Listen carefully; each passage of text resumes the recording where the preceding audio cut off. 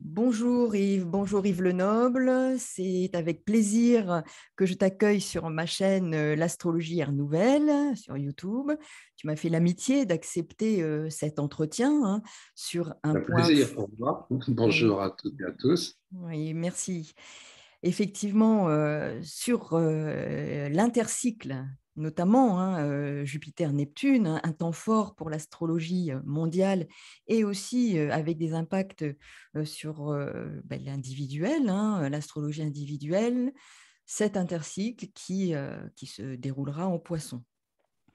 Donc, moment fort, mais je souhaitais, bien qu'on ne te présente plus, redonner quelques faits d'armes, puisqu'effectivement, tu es professeur d'astrologie, tu es un des fondateurs de l'école Agapé, donc je vais en profiter pour justement présenter aussi cette école, école d'astrologie, donc je dis, tu es un des fondateurs depuis 1989. Donc, Alors, c'est Solange de Magnel qui a eu l'idée. On était plusieurs à être avec elle. oui, voilà, donc de grands astrologues qui sont à l'origine de cette école. Oui, il y Euh, avait Joël de Gravelaine notamment. oui, oui, tout à fait. Donc, des pointures en astrologie, donc, qui sont aussi une garantie de qualité en termes d'enseignement. Donc, bon, fondateur, effectivement, tu as été formé auprès de grands astrologues, Jean-Pierre Nicolas, et puis André Barbeau, dont tu as été l'ami et dont on peut dire que tu es aussi le fils spirituel. Oui, c'est vrai. Voilà, donc vraiment un parcours très intéressant.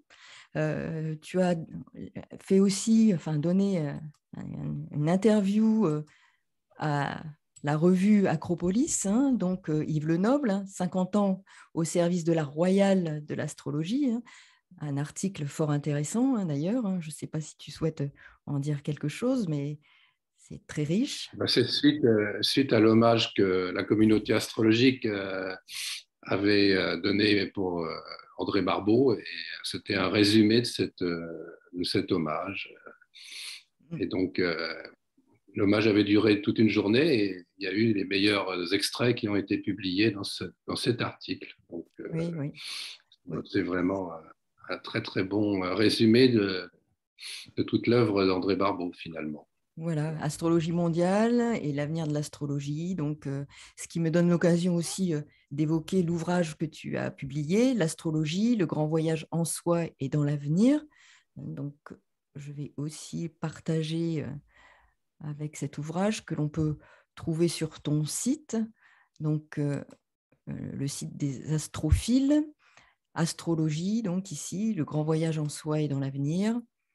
Voilà, donc est-ce que tu souhaites aussi nous en dire deux mots parce qu'il est aussi très riche, très intéressant. Donc, Bah, c'est justement à la suite du décès d'André Barbeau, mm, André Barbeau m'avait dit il faut absolument que tu écrives un livre. Et bon, moi je suis plutôt de l'oral mm. et je ne l'ai pas écrit du vivant d'André Barbeau, mais bon, au moment où j'ai organisé avec d'autres l'hommage, bah là je me suis dit faut que Oui, j'écrive. oui, Donc là ça s'est c'est. fait dans la foulée très vite, parce que Ouais. moi si j'écris pas très vite, ça se fait pas. Voilà. Voilà, donc bon, tu as entendu le message d'André Barbeau, tu as mis en œuvre et c'est un résultat très très intéressant. Donc je conseille aux astrologues de l'acquérir parce que vraiment c'est très très intéressant. Donc voilà pour les grandes lignes et effectivement donc bien, ces intercycles le cycle Jupiter, le cycle Neptune, intercycle dans le signe des Poissons. Donc, tu vas nous transmettre toute cette connaissance acquise à travers tes recherches, à travers l'expérience, et nous parler de ce temps fort pour l'année 2022. Alors, je vais On y partager. va. Oui, on y va. Voilà. Alors, hop. Et donc je voudrais commencer un petit peu par vous parler des cycles en général, si vous voulez, avant d'aborder le cycle de Jupiter-Neptune. Mm. Pour moi, l'intérêt des cycles, c'est que ça permet d'unifier l'astrologie. Mhm. Et on va le voir, hein, les cycles, c'est aussi bien dans ce qu'on appelle l'astrologie mondiale que dans l'astrologie individuelle. Et les astrologues se sont remis un peu à l'étude des cycles dans les années 40, disons les tout premiers astrologues chercheurs. C'est à partir des années 40 qu'on a vu l'intérêt des cycles. Bon, c'est bien sûr André Barbeau, hein, le pionnier, mais il faut aussi signaler que c'est avec son frère aîné, qui avait une quinzaine d'années de plus que lui, hein, qu'il a fait les premières recherches. Et bon, c'est pendant la Deuxième Guerre mondiale que ces recherches ont démarré, parce que André Barbeau et Armand Barbeau se sont rendus compte que bon, les astrologues n'avaient pas réussi à prévoir la Seconde Guerre mondiale avec les techniques qu'ils avaient. Et bon, bah, ils se sont dit, il y a peut-être d'autres techniques à trouver pour arriver à être plus précis dans nos prévisions.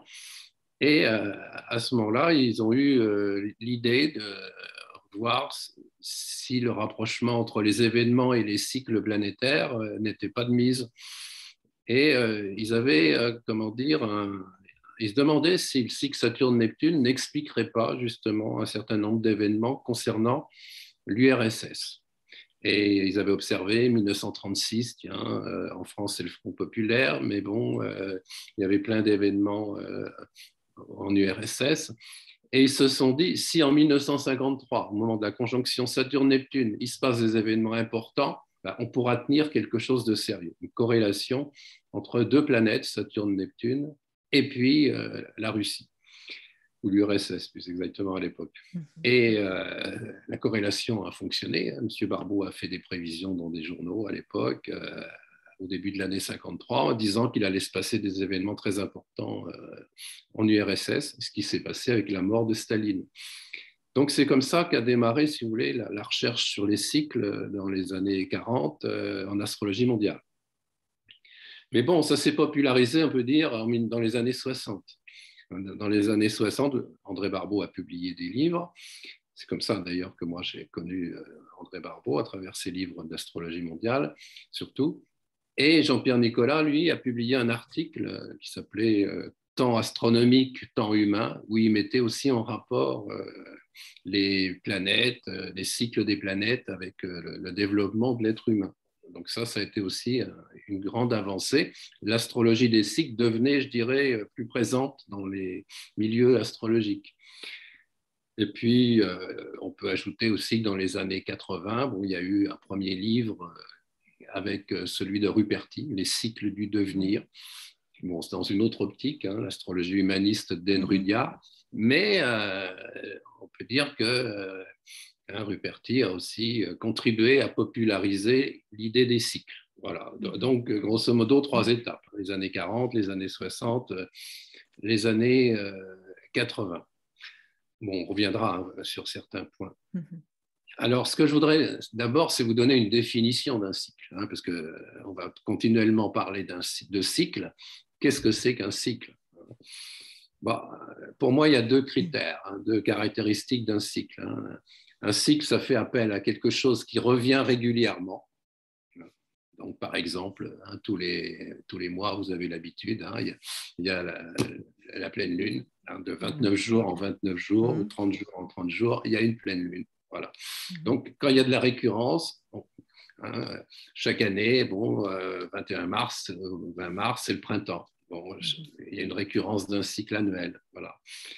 Donc, un cycle, c'est un retour, mais c'est caractérisé aussi par le fait qu'entre les 2 retours, en quelque sorte, il y a un enchaînement de phases identiques. Entre 2 pleines lunes, vous avez le second quartier, la nouvelle lune, le premier quartier.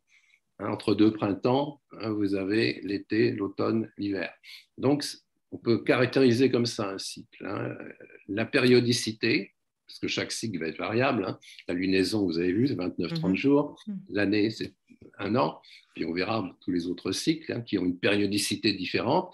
Mais entre les 2 retours, ben, vous avez toujours un enchaînement. On pourrait dire un cycle, ça peut se diviser en 4, comme on l'a fait là pour la lunaison ou l'année, mais ça peut aussi se diviser en 3. Hein, ça vous fait 2 trigones en plus d'une conjonction, ou ça peut se diviser en 6. Hein, ça vous fait des sextiles, hein, des trigones, etc.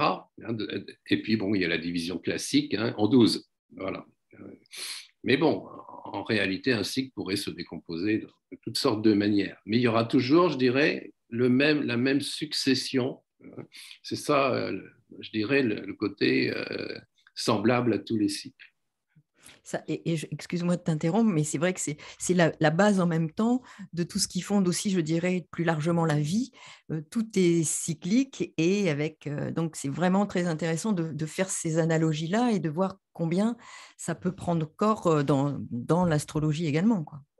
Ah ben, il faut voir que oui, dans la vie, tout est cycle. Mm. On parle de cycle économique, on a peut-être Voilà. entendu parler du cycle de Kondratiev, qui Mm. correspond d'ailleurs à un cycle astrologique. Mm. Et puis bon, bah, là, on va rentrer dans une période électorale, donc il y a un Mhm. cycle aussi lié aux élections. Ouais. Tout Mhm. le monde s'agite avant Mm. l'élection en tant que telle, la lueur d'avril, mais un certain nombre de mois avant, tout le monde y Mhm. pense déjà. Mm. Donc, là aussi, ça occasionne une série de successions.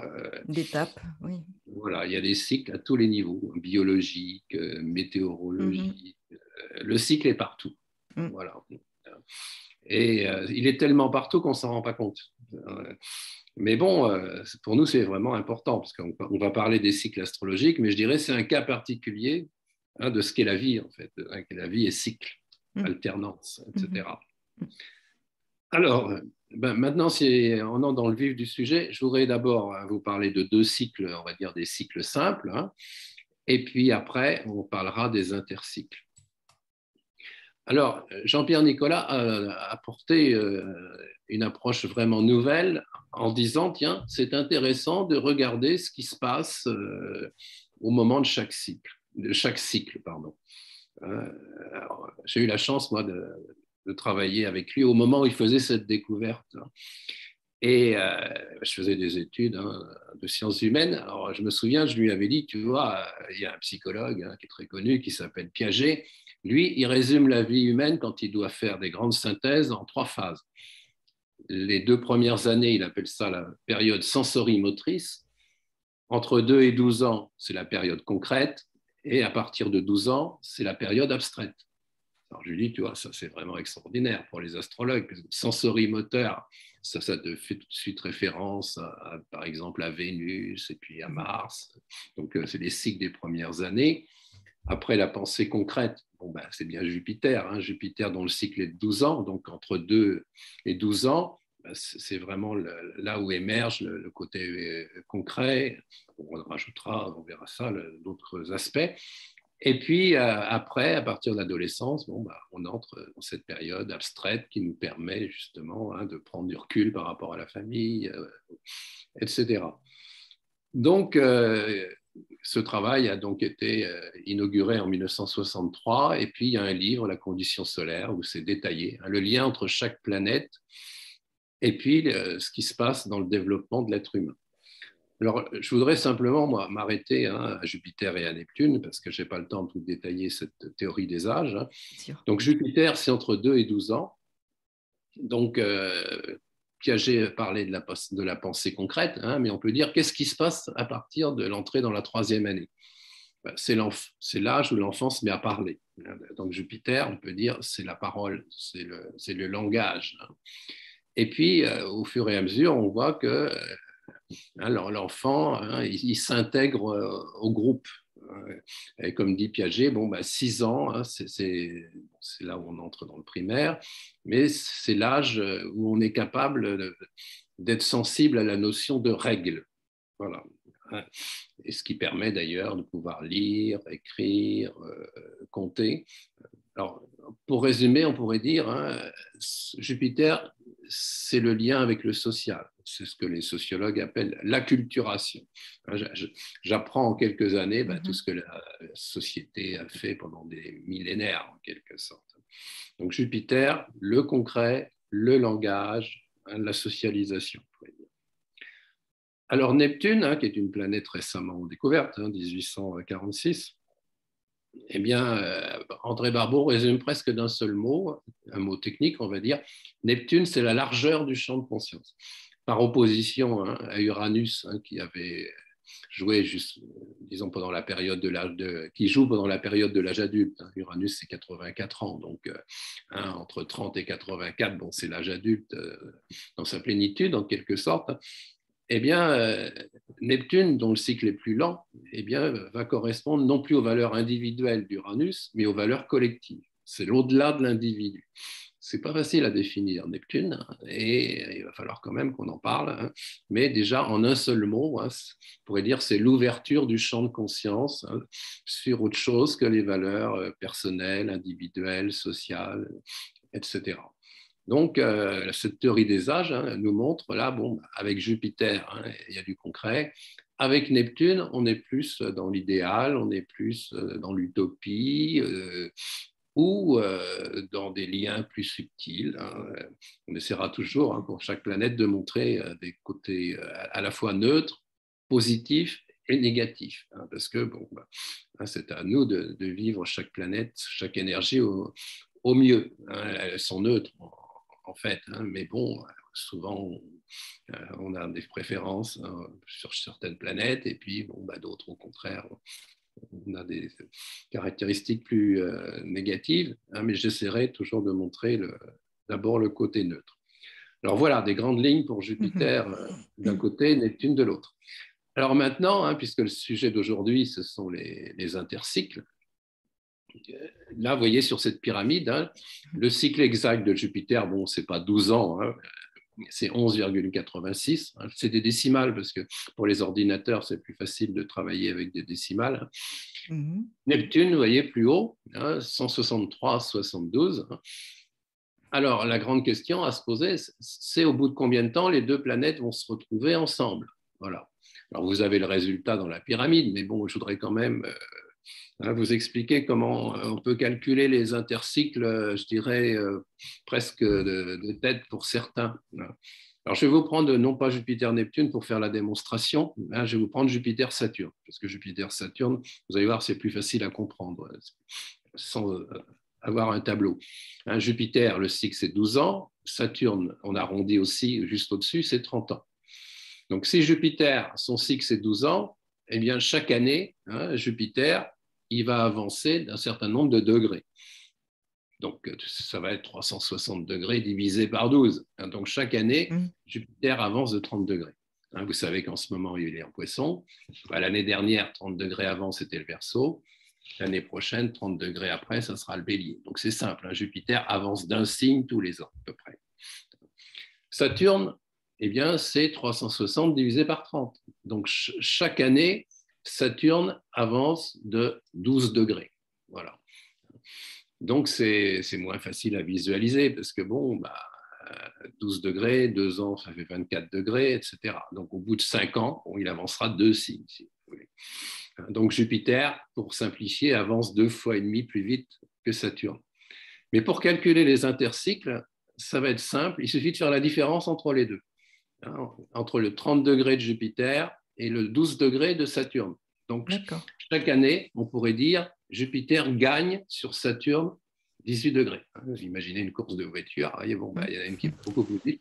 Senna, il va beaucoup plus vite, et chaque année, il gagne de 18 degrés sur la voiture suivante. Voilà. Alors, quand on gagne 18 degrés par an, eh bien, au bout de combien de temps, eh bien, Jupiter aura rattrapé Saturne? C'est tout simple, 360 divisé par 18, et ça vous fait 20 ans. Alors, quand vous regardez ma pyramide, là, eh bien, vous avez les chiffres exacts. Vous voyez, Jupiter-Saturne, c'est 19,86. Bon, c'est quasiment 20 ans. Voilà, ici. Alors maintenant, si on fait le même raisonnement avec Jupiter-Neptune, alors pour faire le même raisonnement, vous avez même la formule. Vous voyez, sur la gauche, là, vous avez la formule. Ici. Vous prenez la planète lente multipliée par la planète rapide. En l'occurrence, ça serait Neptune multiplié par Jupiter. 163,72 multiplié par 11,86 sur planète lente moins planète rapide sur 163,72 moins 11,86. Ça, c'est la formule générale qui permet de calculer tous les intercycles. Donc, vous verriez que le résultat, c'est 12,78. Donc, on va résumer. Jupiter-Neptune, tous les 13 ans, eh bien, Les deux planètes reviennent ensemble. Se Voilà. retrouvent donc, tous les 12 ans et voilà, à Tous peu les près 13 ans, quoi. Mhm. Voilà.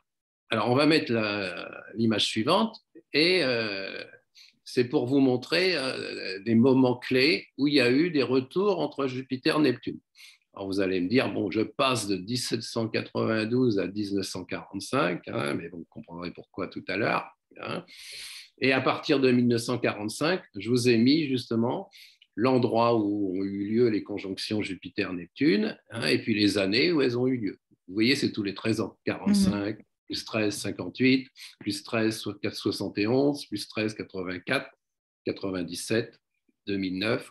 Et puis, la prochaine, là, celle qui aura lieu au mois d'avril, le 24 Poisson. Donc, vous voyez à peu près que chaque conjonction, elle se fait de signe en signe. Les 45, c'était en balance, 58, le signe suivant, Scorpion, 71, le signe suivant, le Sagittaire, 84, le Capricorne. Bon, là, il y en a deux en Capricorne, une au Mhm. début, une autre à la fin. Et puis après, ça continue, une en Verseau, et puis là, une en Poisson. Alors, ce qui est intéressant pour nous, Français, si vous voulez, c'est de se rendre compte que les conjonctions Jupiter-Neptune sont en rapport avec la vie politique française. 1945, c'était la 4e République, la fin de la guerre. Et là, vous avez, c'est l'image suivante. Tu vois, l'image suivante, ça va sans doute donner la 4e République. Ah là, j'ai la quatrième, là. Là, c'est bon. Non, là, c'est la première. La première, Donc, ah oui, si vous voulez, les quatrième. astrologues se sont rendus Non. compte que la France suivait le cycle Jupiter-Neptune. Alors, dès la toute première, République, il y avait une conjonction Jupiter-Neptune. C'est pour ça que je vous ai rajouté 1792. Parce qu'en fait, on est quand même marqué par cette première République. Si tu peux revenir en arrière, hein, voilà. Première République, vous voyez, Jupiter-Neptune. Jupiter est Mm. au début de Mm. Scorpion, Voilà, Neptune, ici, à 2,56 degrés du Scorpion, Jupiter. voilà, Voilà, effectivement. Et juste à côté. Neptune, à 28,30 degrés de la Balance. Voilà, donc première République, Jupiter-Neptune. Et Mhm. puis, on se rend compte que la 4e République, là, je n'ai pas mis le thème, hein, c'était Mm. aussi Jupiter-Neptune. Mais le plus intéressant, c'est la 5e République, parce qu'on est toujours en 5e République. Donc, vous voyez, le thème de cette 5e République, hein, octobre 58, on retrouve Jupiter-Neptune en Scorpion. Comme par Ouais. hasard, exactement au même endroit que la Première République. Vous Mhm. voyez, Mm. vous souvenez du cycle de Neptune, 164 ans. Eh bien, Mhm. entre 1792 et 1958, et vous avez exactement un cycle de Neptune. Donc la Mhm. 5e République, elle est bien née. C'est pour ça qu'elle dure longtemps. Vous voyez, hein, Mm. on a du mal, hein, à entrer dans une 6e République parce que Ouais. justement, cette 5e, hein, elle a un bon ADN d'une certaine manière, parce qu'il correspond à l'ADN de la Première République. Voilà. Mm. Alors, on va continuer plus rapidement là, sur les autres conjonctions Jupiter-Neptune, hein, mais il faudrait revenir au tableau, là, parce que encore, Celui-ci? non, deuxième, Ah juste oui, après. voilà, ça c'est très bien. Oui, Voilà. oui, oui. Mhm. 45, donc 4e République, 58, 5e République. Alors, vous allez me dire, mais 71, qu'est-ce que c'est 71? Eh bien, ça a été la naissance du Parti socialiste. Il y a eu des émissions récemment, hein, qui montraient justement comment François Mitterrand avait réussi à conquérir le Parti socialiste. Donc ça s'est fait en 1971. 1984, eh bien, Mitterrand est devenu président, Mauroy a été Premier ministre en 81, et en 84, changement de Premier ministre. C'est l'arrivée de Fabius et c'est le grand tournant. Hein. On arrête en quelque sorte, hein, de travailler avec les nationalisations. Hein. Fabius, il libère l'économie, tournant plus libéral. Mhm. Alors 97, normalement, il devait se passer rien en France. Hein, je me souviens, j'avais été interviewé par Yves Calvi sur Europe numéro 1, novembre 96. Hein, et puis on discute, et il me dit, vous n'êtes pas capable, vous les astrologues, de faire des prévisions. Je lui dis, si, vous verrez, pour la France, il va se passer des choses l'année prochaine. Il me dit, non, c'est pas possible, il n'y a aucune élection. Je lui dis, vous verrez. Et en 97, hein, vous vous souvenez, hein, Chirac a dissous l'Assemblée nationale. Et à la suite de ça, bon, bah, Jospin est devenu Premier ministre. Fameuse dissolution, effectivement, dont on a beaucoup entendu parler. Donc, oui, oui. Ah oui, parce que c'était vraiment inattendu. Mm. Voilà. Alors, 2009, il n'y a pas d'élection. Hein, c'est après 2008, hein, vous vous souvenez, hein, Lehman Brothers, etc. Mm. Mm. Bon, 2009, de manière plus générale, hein, c'était l'arrivée d'Obama avec le multilatéralisme. Et puis, on pourrait dire, c'était le G20 et Sarkozy, qui était président à l'époque, il a beaucoup contribué, si vous voulez, avec un Anglais, hein, Gordon, je ne sais plus comment, Brown, je crois. Il a contribué justement à ce que le G20 se mette en place, si vous voulez. Donc, 2009, suite comme ça à tous ces événements, bon, il y a eu aussi en France tout un développement au niveau de la croissance économique. La commission Attali avait fait des préconisations que Sarkozy, à l'époque, avait mis en œuvre. Et puis la prochaine conjonction, c'est 2022. Voilà. Alors là, c'est la première fois, si vous voulez, qu'une élection a lieu sous la conjonction Jupiter-Neptune. On retrouve la configuration de 1958. Là, vous voyez, une élection au moment d'une conjonction Jupiter-Neptune. Excuse-moi, est-ce que le fait que ce soit aussi en poisson, hein, dont il s'agit les 2 mètres, renforce la puissance de cet intercycle? Qu'est-ce que tu peux...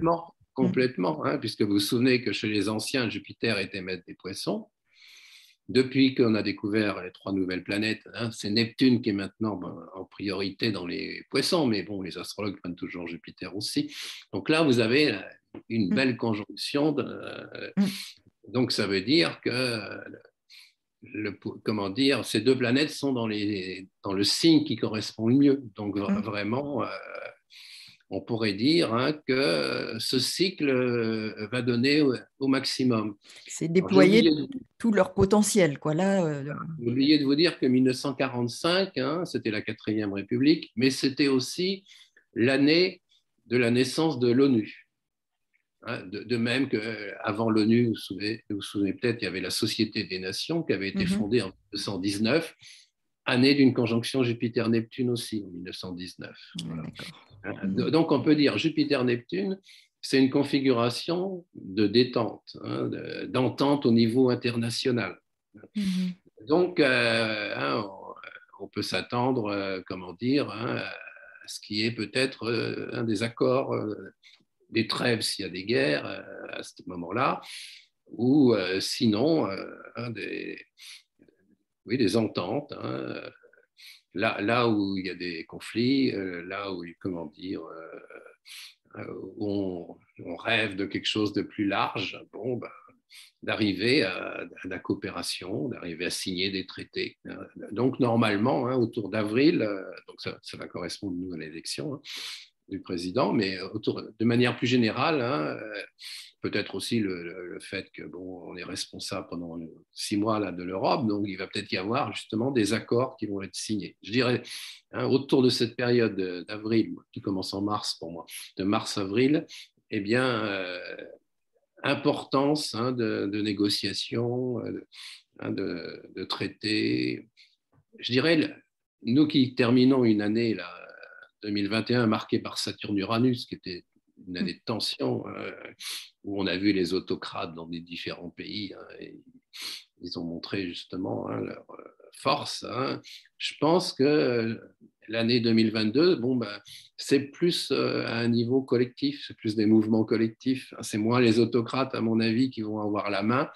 Mais je pense que les peuples vont parler davantage. Parce qu'un Neptune, hein, ça correspond justement à la foule, à la masse, à la communauté, à l'ensemble. Voilà. Je pense que c'est le pouvoir des ensembles qui va être davantage développé. Hein, et bon, les politiques qui suivent toujours la tendance. Hein, mais je pense que là, on va être dans une année vraiment d'ouverture. Bon, ça peut être un peu chaotique, hein. Ça n'aura pas la rigueur de Saturne-Uranus, hein. Mais je pense que le plan émotionnel, hein, vous voyez, un peu comme Obama quand il était arrivé là, en 2009, bon, bah, hein, il a créé un espoir, hein, si vous voulez. Hein. Eh bien, je pense que ça va être un printemps où il y aura de l'espoir, en quelque sorte.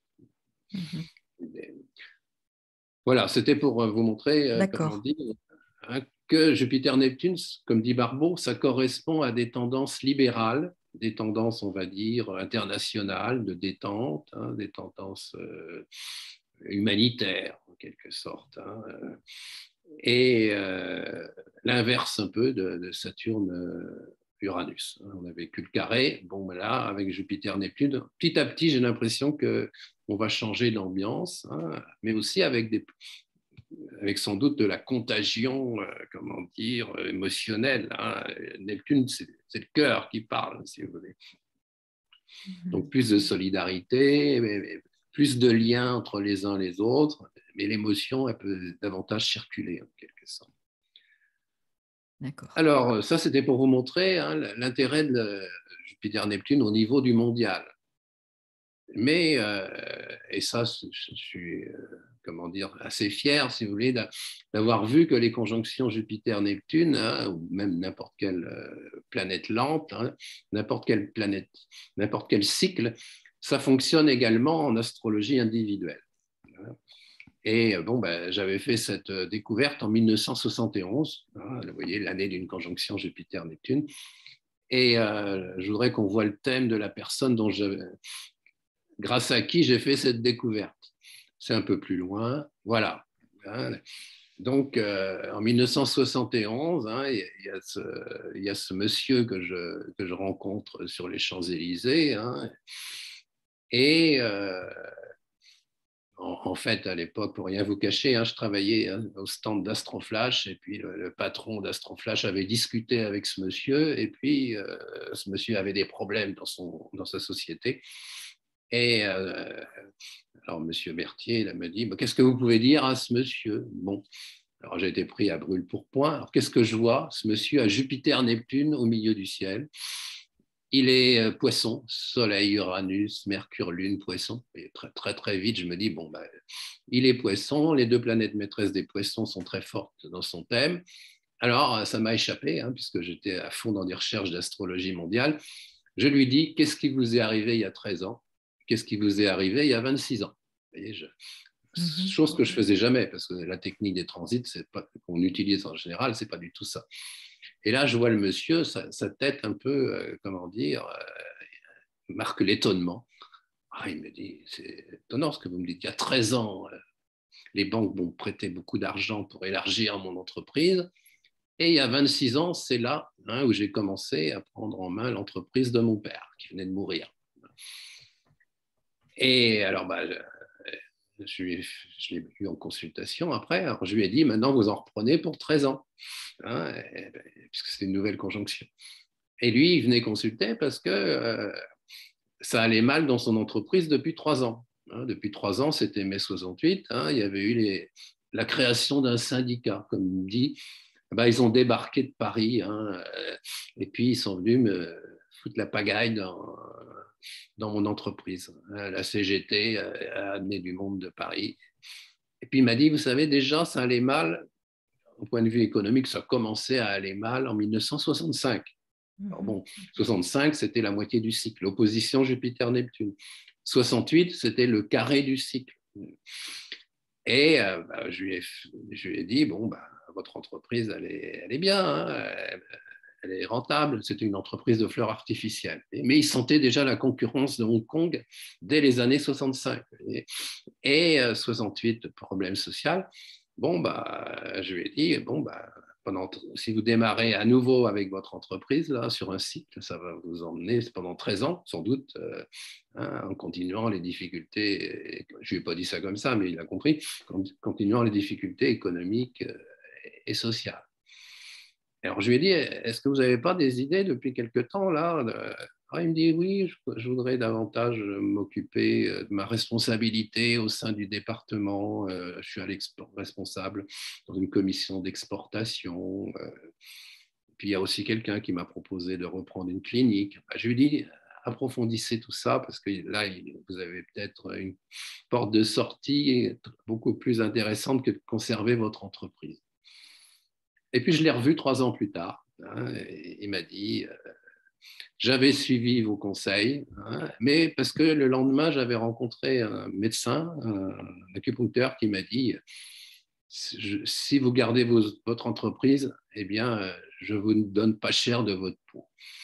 Alors, le fait que 2 personnes qui ne se connaissaient pas m'avaient donné le même conseil, eh bien, bon, j'ai suivi ce conseil et maintenant, j'ai une activité justement comment dire, dans le responsable au niveau de la commission d'exportation du département Pas-de-Calais. C'est très bien, je suis très heureux, etc. Et puis, j'ai rencontré une femme avec qui je m'entends très bien. Donc, vous voyez, le nouveau cycle Jupiter-Neptune, bon, bah, ça avait été un redémarrage sur autre chose pour lui. Voilà. Donc, à partir de ce moment-là, eh bien, je me suis mis à appliquer les cycles dans l'astrologie individuelle, puisque j'avais vu que ça marchait tellement bien avec Jupiter-Neptune. Je l'ai fait pour Jupiter-Saturne, Jupiter-Uranus, et même j'ai trouvé aussi pour les planètes rapides. Tout ça, je l'ai raconté dans un livre que j'ai écrit en 93 sur les cycles. Voilà, donc ça c'est pour vous montrer l'intérêt des cycles aussi bien au niveau individuel. On pourrait même dire aussi non seulement le mondial ou l'individuel, mais dans les groupes. Vous savez, comment dire, Alexandra n'a pas forcément dit, mais ma grande spécialité, puisque je suis psychosociologue de formation, c'est d'avoir montré l'intérêt aussi de l'astrologie pour la vie des groupes. Et on voit aussi que les cycles fonctionnent très, très bien. Par exemple, j'avais montré ça sur la société d'Yves Saint-Laurent ou sur aussi, par exemple, la troupe Renaud-Barreau, comment tout se développe toujours en fonction des cycles dans le développement d'une société. Oui, ça a un impact effectivement sur les groupes. On a pu vérifier, toi tu as pu vérifier et en faire l'expérience et transmettre autour de ça, c'est les effets tant au niveau mondial qu'au niveau effectivement des groupes et individuels, que ça peut se décliner de différentes façons, mais que ça a aussi un impact, une empreinte au niveau énergétique pour chacun d'entre nous, dans nos appartenances, je dirais, sociétales, comme plus largement au niveau mondial, mais aussi, comme tu le dis, le groupe, toutes les appartenances, c'est-à-dire dès que l'on appartient à une famille, donc il y a, quelle qu'elle soit, il y a potentiellement cette énergie qui est à l'œuvre, quoi. Voilà, on pourrait même dire que ça joue en psychogénéalogie, en astropsychogénéalogie. On voit également, si vous voulez, ce côté cyclique. Si vous voulez, le cycle, c'est le continuum, en quelque sorte, qui permet justement de relier toutes les formes d'astrologie. Parce qu'on a eu trop tendance, nous, à dire d'un côté, il y a l'astrologie mondiale, de l'autre côté, il y a l'astrologie individuelle. Moi, je ne dis pas du tout ça. Pour moi, il y a l'astrologie, avec toutes sortes de facettes possibles. Comment dire, les cycles rapides, c'est vrai que ça nous rapproche plus de l'astrologie individuelle, les cycles lents de l'astrologie mondiale, mais bon, de manière globale, non. Tous les cycles vont fonctionner à tous les niveaux. Très bien. Voilà pour, je dirais, cette approche à la fois mondiale et individuelle. Bon, en réalité, il faut toujours individualiser. Là, je vous ai parlé d'un seul intercycle. Cet intercycle, il est toujours interdépendant, relié à d'autres. Par exemple, Jupiter-Neptune, ce sera au sextile de Pluton, puisqu'il y a un sextile Neptune-Pluton. Donc, s'il y a conjonction Jupiter-Neptune, il y aura sextile Jupiter-Pluton. Donc, c'est toujours impossible de séparer, je dirais, un intercycle de son contexte. Mais bon, dès qu'on fait un cours, une conférence, on est bien obligé, comment dire, de faire du détail d'une certaine manière. Oui, effectivement, comme tu précises, et là actuellement, il y aura un temps où Jupiter sera lui au sextile d'Uranus, donc il y a encore c'est cycle et puis cycle, intercycle entre intercycles. Enfin, il y a vraiment, c'est un tout, mais en même temps, ça apporte une lumière spécifique sur les énergies en présence qui vont se déployer potentiellement, alors de façon différente pour les uns ou les autres, puisqu'en fonction déjà de son thème natal. il y aura des choses qui seront certainement plus prégnantes pour les uns ou les autres, hein. Si ce cycle existe déjà, s'il n'existe pas, ben, donc je pense Oui, peut-être que… alors ce qu'on peut dire, hein, pour toutes les personnes, hein, qui sont nées au moment d'une conjonction Jupiter-Neptune, hein, vous avez vu tout à l'heure, hein, je vous ai Mhm, mis la série. Hein, donc on va dire toutes les personnes nées en 1958, hein, en 1971, en 1984, en 1997, hein, en 2009, bah, toutes ces personnes vont davantage être impactées, hein, par le cycle Jupiter-Neptune. Hein. mhm. Donc, déjà, ces personnes-là, c'est intéressant de faire un retour en arrière. Mettons quelqu'un né en 58, hein, est-ce que j'ai eu des événements, hein, en 84, en 97, en 2009?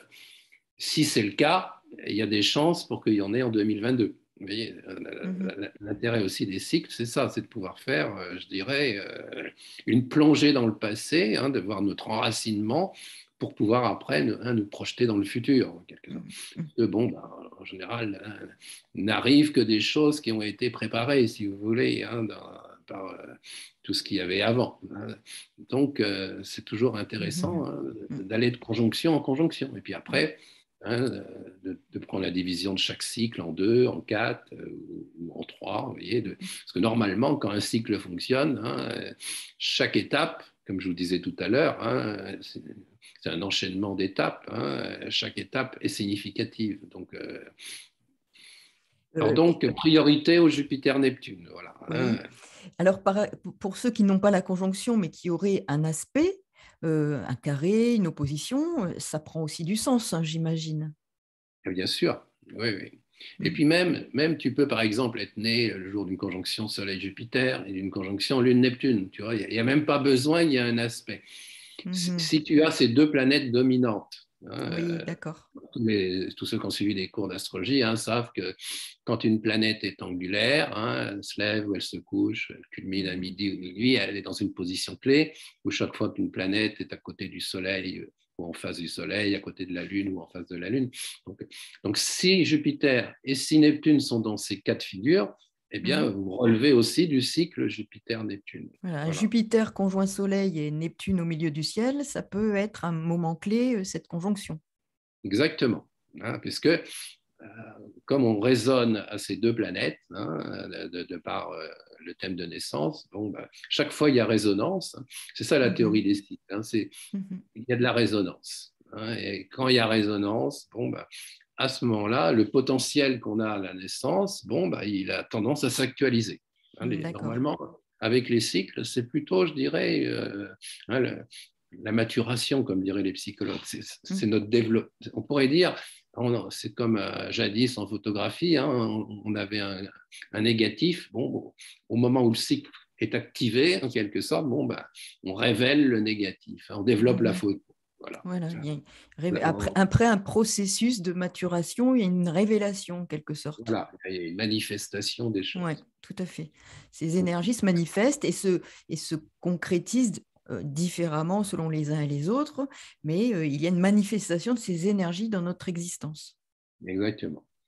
Alors, autre chose, hein, qu'on peut dire, hein, c'est que la conjonction Jupiter-Neptune, elle va avoir lieu à 24 des poissons, c'est-à-dire, pour parler un peu comme les astrologues des journaux, hein, dans le troisième décan, hein, dans la troisième partie du signe. Voilà. Oui.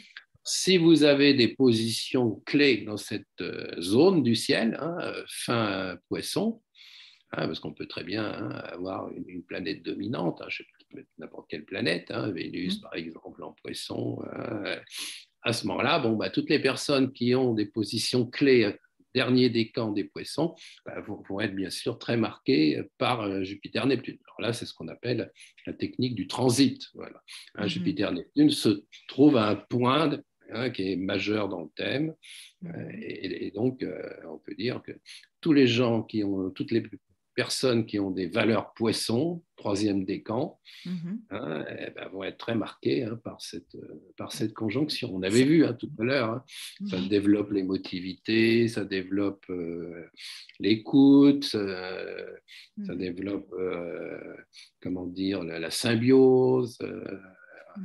Ça actualise, en tout cas, ça va actualiser les énergies de la planète personnelle, en tout cas, qui se situe dans ce décan-là, et ce passage, ce transit, va activer quelque chose de cet Ah ordre-là. oui, oui, dans le sens d'un élargissement. Hein, Ouais. vous avez vu, hein, Jupiter, c'est à niveau morphopsychologique, c'est la dilatation. Hein. Vous avez vu Neptune, c'est la largeur du champ de conscience. Hein. On n'a pas plus large que Jupiter et Neptune, si vous voulez. Hein. Jupiter dilate Neptune. Hein. Je ne sais pas si c'est Jupiter qui dilate Neptune ou Neptune qui élargit Jupiter. Comme Jupiter est déjà large, vous voyez, donc, là, il faudrait lire ce que disait Victor Hugo. Hein, et lui, il était pour déjà, à son époque, les États-Unis d'Europe. Vous voyez, lui, il voyait large, c'était un poisson. Donc là on va voir large. Voilà. Alors, ça prend de l'ampleur, ça se développe. Oui, il y a cette dimension de dilatation, d'expansion, hein, qui est présente. Voilà, qui va être très forte. Hein. Et on peut dire ça, c'est dès le mois de mars. Hein, je vous ai mis là le thème de la pleine lune de Mars un peu plus loin. Alors, là. Pour dire qu'on va s'y acheminer tranquillement. Voilà. Hein, vous voyez, la pleine lune, je n'ai pas mis toutes les planètes hein, pour faire ressortir les lentes. Hein. Donc, la pleine lune de Mars, vous voyez, Soleil est conjoint à Neptune, Jupiter, opposé à la Lune. Comme je vous disais, hein, il y a Pluton qui est en sextile. Hein. Et donc, la conjonction, elle n'est pas tout à fait précise encore. Hein. Vous voyez, Jupiter n'a pas rejoint Neptune, ça sera en avril, fin avril. Hein. Mais souvent, le Soleil anticipe les choses. Si vous voulez, on observe que les effets ont lieu un tout petit peu avant la conjonction. Ce qu'on appelle la phase applicante hein, en astrologie au niveau technique. Donc là on est tout à fait, si vous voulez, hein, dans le Soleil. Hein, il a déjà appliqué à Jupiter-Neptune, hein, mais ça vient de se faire. Vous voyez, on peut dire que hein, c'est dans le milieu du mois de mars qu'on va probablement voir davantage, hein, on va ressentir plus exactement davantage les effets de cette conjonction Jupiter-Neptune. Et puis ils vont être de plus en plus forts. Hein, et puis bon, fin avril, la conjonction sera exacte. Voilà. Alors après, effectivement, il y a il y aura la conjonction, transit de Jupiter sur Neptune qui va se poursuivre avec ensuite, je crois, en mai, Jupiter-Mars au début du Bélier. Donc là, après une rétrogradation de Jupiter qui reprendra. Il y a tout un ensemble de choses. Hein. Voilà, là, il y aura quelque chose d'une autre énergie qui peut se manifester à ce moment-là. En général, Mars actualise les choses. Hein. Oui. On a vu Jupiter-Neptune, ça peut rester un peu flou, tout ça. Parce qu'on est dans le large. Voilà. Ça manque de précision, ça manque d'impact.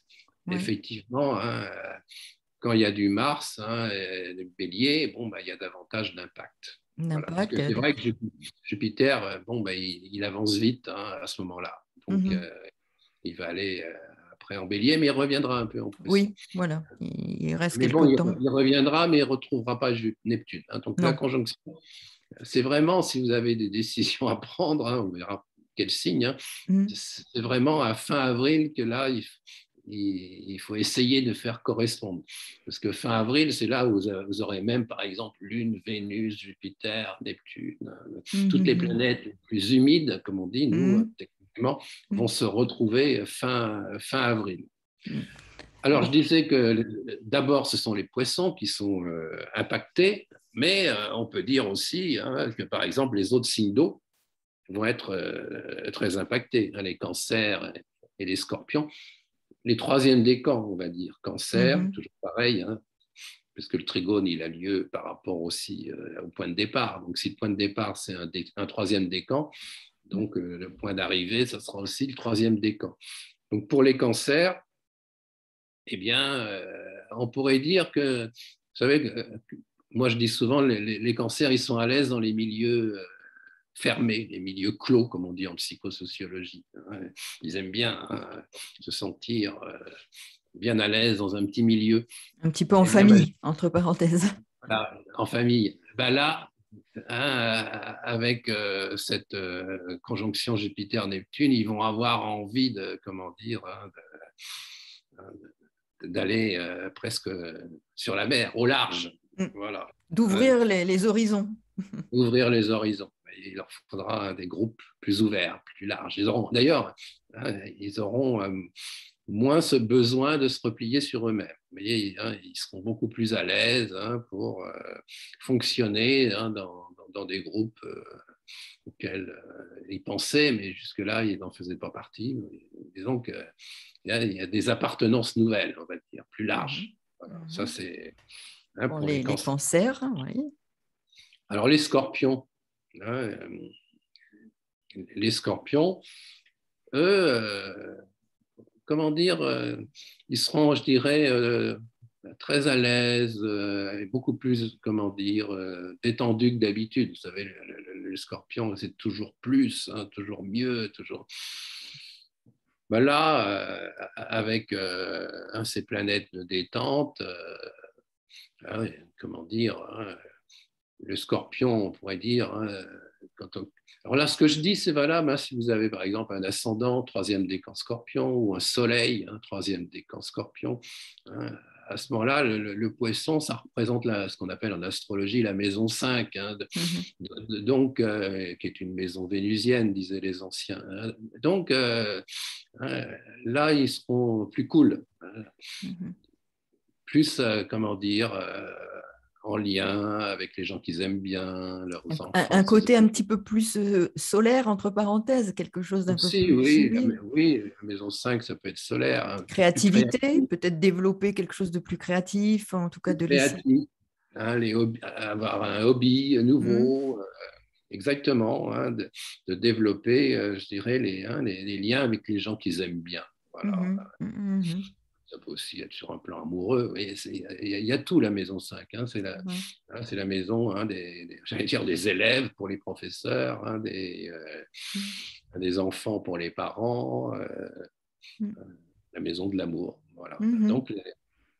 Donc, les signes d'eau seront davantage, on pourrait dire, dans la détente, en quelque sorte. Alors, en face des poissons, c'est la Vierge. Oui. Voilà. Donc, la Vierge, c'est sa maison 7.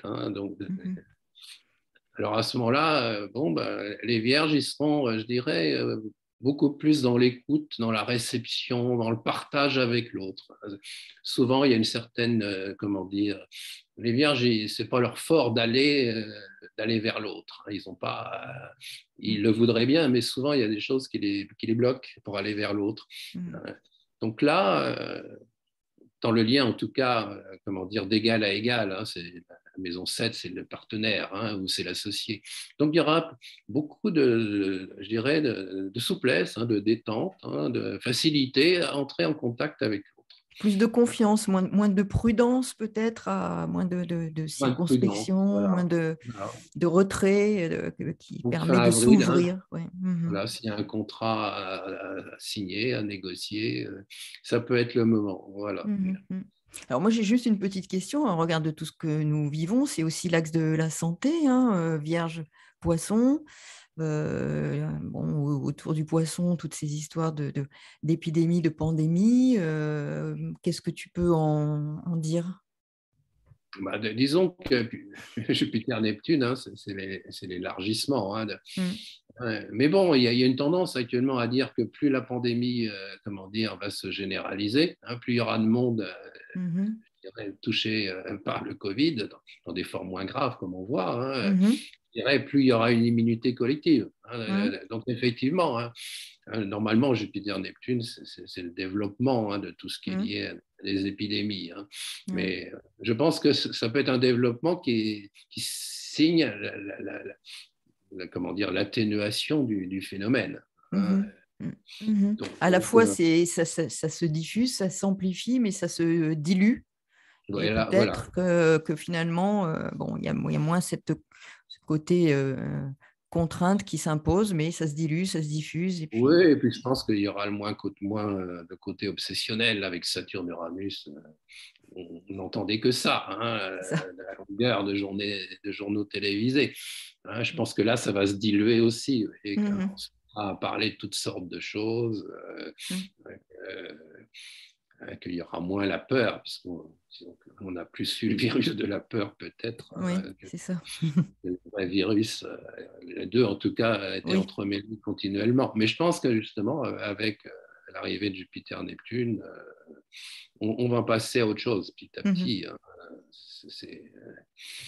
Je pense que bon, les gens vont reprendre confiance. Hein, parce que Jupiter-Neptune, c'est un climat de détente, hein, c'est un Oui, oui. climat de coopération. Donc hein, les personnes vont être moins omnubilées par leurs petits problèmes, Mhm. hein, mais plus par faire des choses ensemble, développer la solidarité. Il y a de quoi faire, hein, Oui, c'est vrai.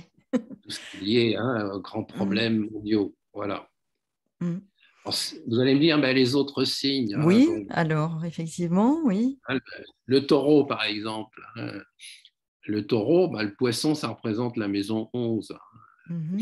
Donc à ce moment-là, les taureaux, bon, ben, qui sont assez souvent, comment dire, un peu comme les cancers, en milieu assez fermé, hein, là, sur leur propre territoire, ben Mhm. là, au contraire, ils vont être attirés, hein, par rencontrer de nouveaux amis. Voilà, hein, Mhm. de faire partie justement de cercles amicaux dans lesquels bon, ben, ils vont se sentir sans doute très, très à l'aise. Hein. Mhm. Et puis bon, bah, ça peut leur donner aussi des idées, hein, de lancer des projets. Vous savez que la maison 11, c'est la maison des projets. Mhm. Donc les taureaux, si vous avez un projet, bon, bah, toujours, hein, fin avril, c'est le moment, hein, de lancer le projet qui vous sera peut-être venu, hein, à partir du mois de mars, toujours. Mhm. Bon, là, effectivement, hein, je simplifie, hein, l'année, mais je trouve que la conjonction de deux planètes lentes, hein, c'est vraiment l'événement important de l'année, si vous voulez. Donc, c'est important j'allais dire, de se focaliser autour de cette conjonction Jupiter-Neptune. Mhm. Surtout que c'est aussi le cycle de notre pays. Mhm. Alors, si on prend ensuite le Capricorne, hein, Mhm. eh ben, le Capricorne, ben, lui, ça représente la maison 3. Hein. Donc, notre Capricorne, c'est l'introverti du zodiaque. Hein. La maison 3, c'est la maison de l'extraversion, c'est la maison des contacts multiples. Donc, tout d'un coup, on va avoir l'impression que le Capricorne, troisième décan, bon, c'est mon cas d'ailleurs, hein, il sort de sa tanière. Voilà, hein, il va, comment dire, au contact des autres. Hein, il n'a pas peur, hein, de dire ce qu'il pense, de se manifester. Donc, Capricorne, hein, n'ayez pas peur de l'ouverture, on pourrait dire. Très bien. Et alors? Alors, qu'est-ce qu'il nous reste encore? Ben, il y a par exemple les Gémeaux. Hein. Mhm. Les Gémeaux, c'est la sphère professionnelle qui va les concerner. Mhm. Donc, toujours pareil, hein, mars-avril, observez, hein, autour de vous. Hein, il peut y avoir des opportunités professionnelles. Hein, Mhm. parce que Neptune fonctionne beaucoup, hein, comme ça, à l'intuition, comment dire. Il est là au bon endroit au bon moment, si vous voulez. Hein. Il n'y a pas de Mhm. calcul, hein, avec le Mhm. poisson. Hein. Il y a une disponibilité. Voilà. Donc, Mhm. les mots, ils le sont déjà. Donc, hein, Mhm. surtout, n'oubliez, continuez à être disponible. Ça peut rapporter gros sur le plan professionnel, hein, d'un Mhm. nouveau rôle à jouer, etc. Mhm. Alors, le signe d'en face, bon, Sagittaire, Sagittaire. lui, ça va concerner davantage, hein, la maison 4, hein, le chez Mhm. soi. Hein. Mhm. Donc, les Sagittaires qui sont toujours partis, hein, en voyage, ben Mhm. là, au contraire, vous voyez, les cancers, fallait qu'ils bougent. Les Sagittaires, eux, ils vont plutôt avoir tendance à cultiver, je dirais,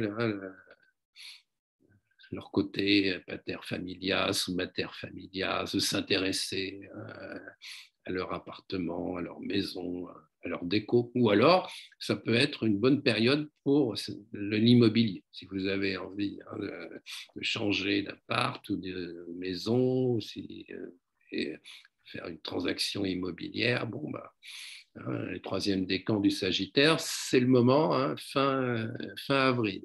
Voilà. Mhm. Mhm. En tout cas, c'est un moment clé, on peut se dire, hein, forcément, avec cette conjonction fin avril précise, pour les uns ou les autres, quel que soit, plutôt dans le domaine que ça va traverser dans son propre signe, hein, aussi, parce que, outre le fait que ce soit pour, par exemple, la maison 4 pour un Sagittaire, il va falloir, pour chacun d'entre nous, regarder dans son thème quelle maison ça traverse. Est-ce que l'on regarde les deux, à la fois où ça se situe par rapport au signe solaire ou à l'ascendant, et est-ce qu'on regarde aussi quelle maison ça traverse par rapport à son thème natal, parce que là, ça peut être une autre maison, par exemple, pour un Sagittaire.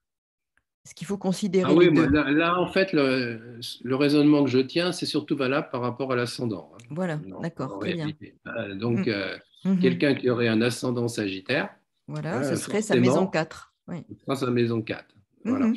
On pourrait, hein, d'une certaine manière, appliquer le même raisonnement avec le signe solaire, mais Mm. ça serait davantage à tirer des conclusions sur le plan social, le plan professionnel, un plan plus, D'accord. comment dire, de la vie extérieure, de la vie publique. Voilà. Mhm. Mm. Mais bon, je dirais, mon raisonnement, hein, aux trois quarts, hein, est valable Oui, tout par à fait. rapport à l'ascendant. Et vous savez que, hein, l'astrologie, depuis 2000 ans, c'est d'abord l'ascendant, hein. On s'est mis au Mhm. soleil parce qu'il y a eu les journaux, hein.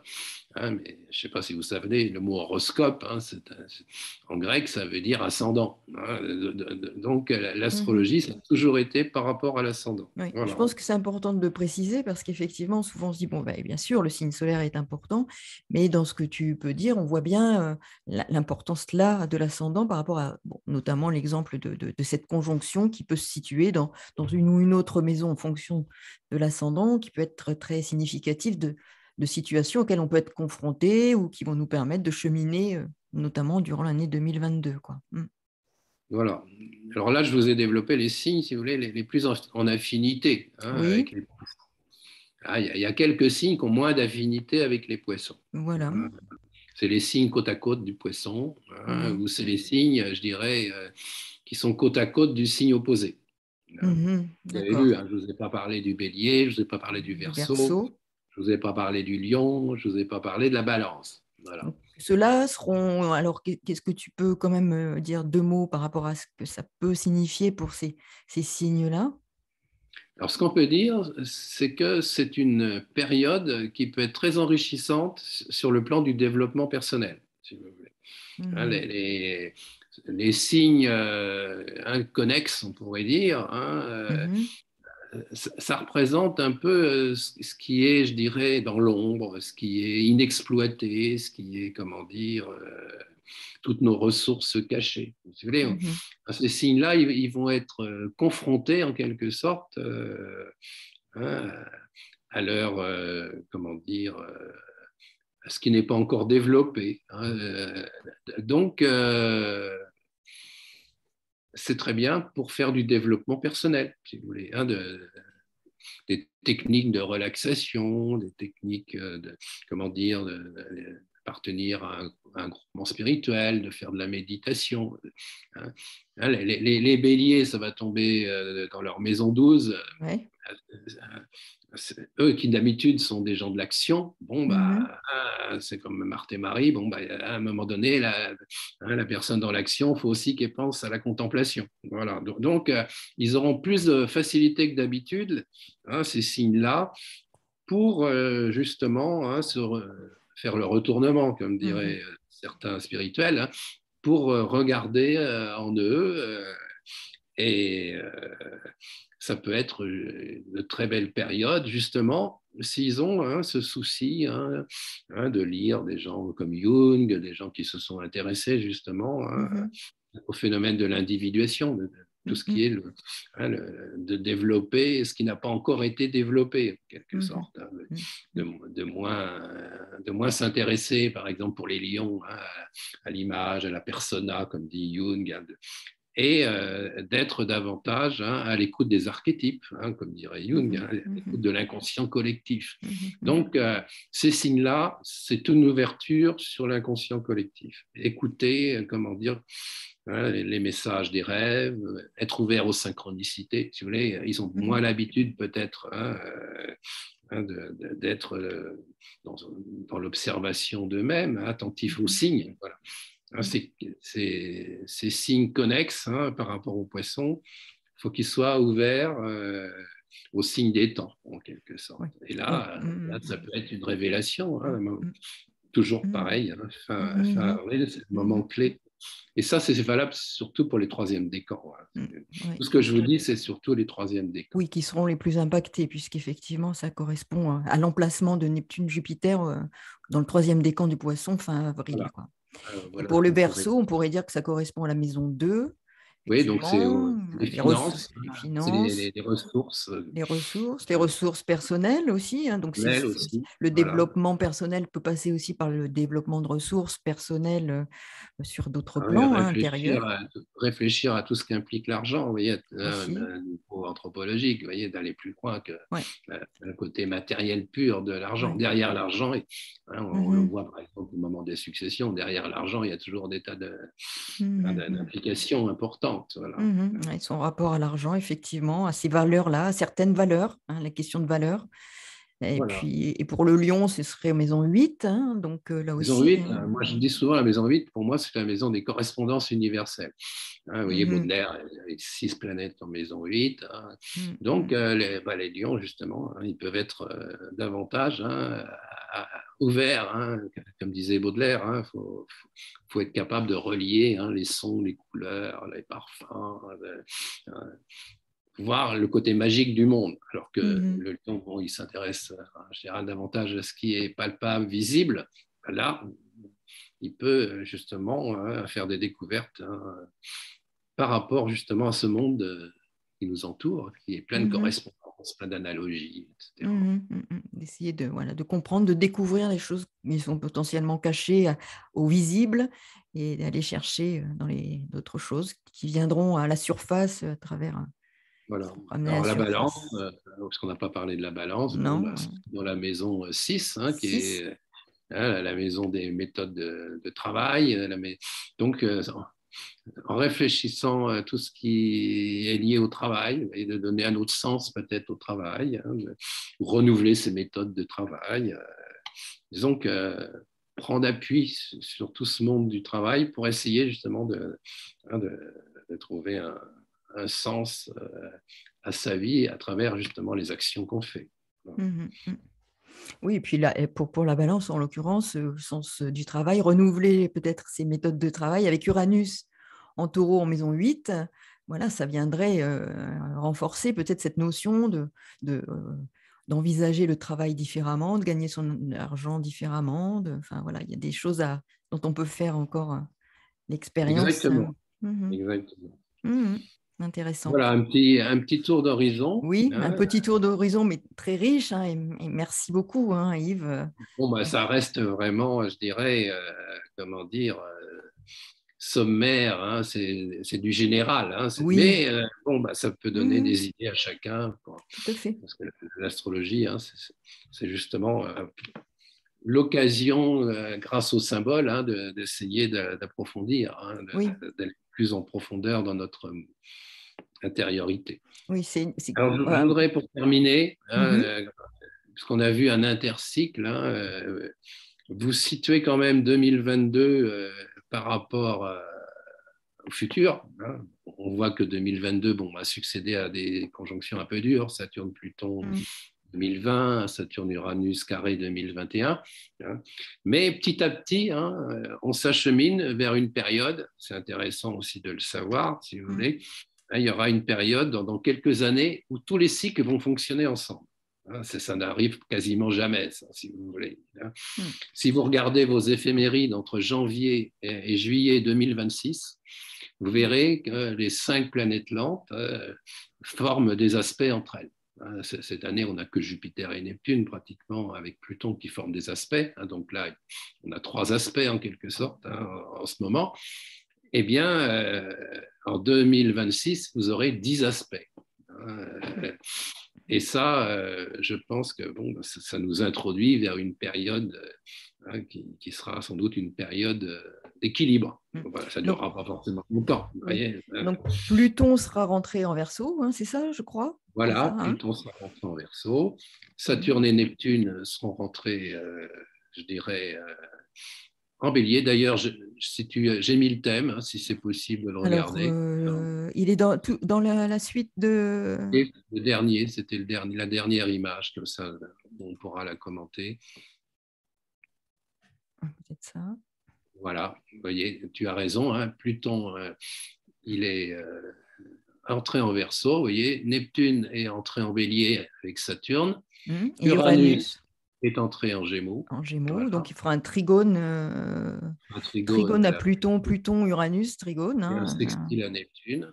sextile à Et Neptune. vous avez Jupiter qui est entré à ce moment-là au début du Lion, vous Mm, voyez, mm, hein, il fait un sextile à Uranus, un trigone à mhm, Neptune et à Saturne. Vous mm, voyez, toutes les planètes sont reliées entre elles, mhm, hein, mm, formant mm, comme un mm, trapèze, en quelque mm, sorte. mm, mm, Et ça, c'est une configuration absolument majeure, hein.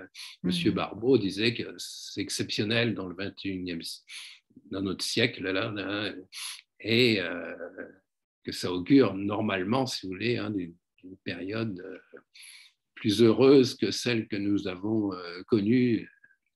On va vers cette période-là. Donc, ce qu'on prépare aussi, Mm.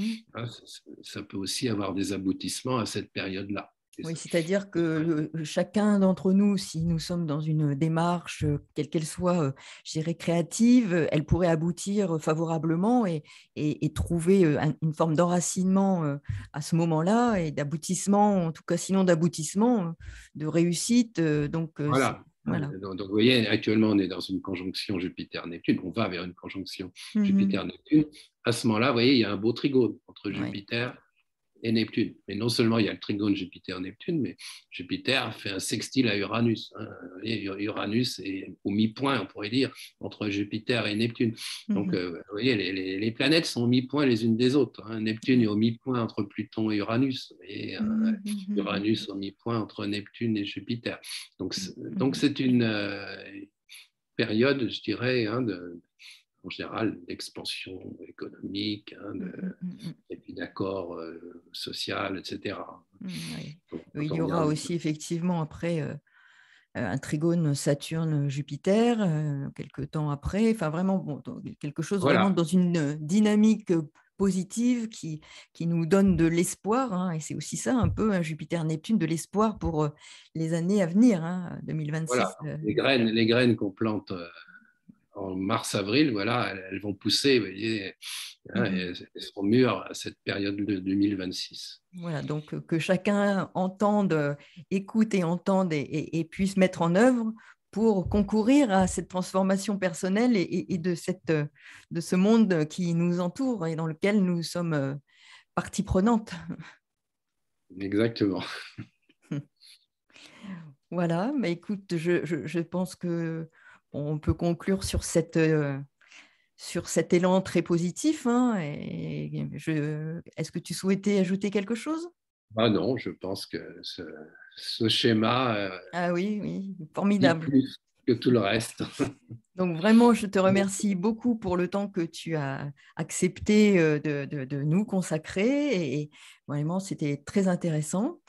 Voilà, donc bien, écoute, on va conclure peut-être cet entretien ici comme Voilà, eh bien, cela. moi, je souhaite une excellente année, hein, à toutes les personnes qui suivent régulièrement ta chaîne. Merci. Et puis, Et bien, à très bientôt, hein, et puis, de toute façon, bon, nous restons en contact et bonne année à tous les bien, plans pour toi, hein, au niveau personnel merci. et au niveau professionnel, hein, puisque je sais que tu as plein de projets et que tu es très, très actif, très demandé, très occupé. Donc, je te remercie encore du temps que tu as bien voulu dégager pour cet échange, cet entretien. Voilà, eh bien, bonne semaine et bonne Merci, année. Au merci Yves. revoir. Au Au revoir, au revoir, revoir. Alexandre.